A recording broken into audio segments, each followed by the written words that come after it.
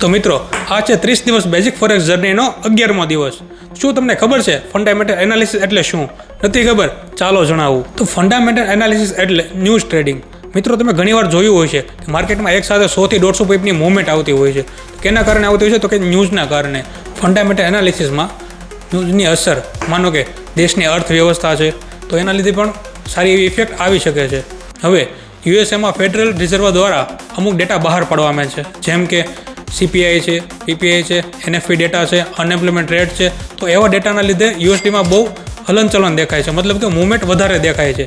એના લીધે ગોલ્ડમાં પણ મુવમેન્ટ આવે છે. માની લો કે યુએસ ડોલરમાં સારી મુવમેન્ટ આવે છે તો ગોલ્ડ માટે તે મુવમેન્ટ ખરાબ હોય છે, કારણ કે ગોલ્ડ અને યુએસ ડોલર બંને અપોઝિટ પેર છે. જો મિત્રો તમારે પણ ફંડામેન્ટલ એનાલિસિસ વિશે વધુ જાણકારી મેળવવી હોય તો કોમેન્ટ કરો ફંડામેન્ટલ એનાલિસિસ, અને અમારી સાથે જોડાયેલા રહો અને તમારા મિત્રોને શેર કરવાનું ભૂલતા નહીં.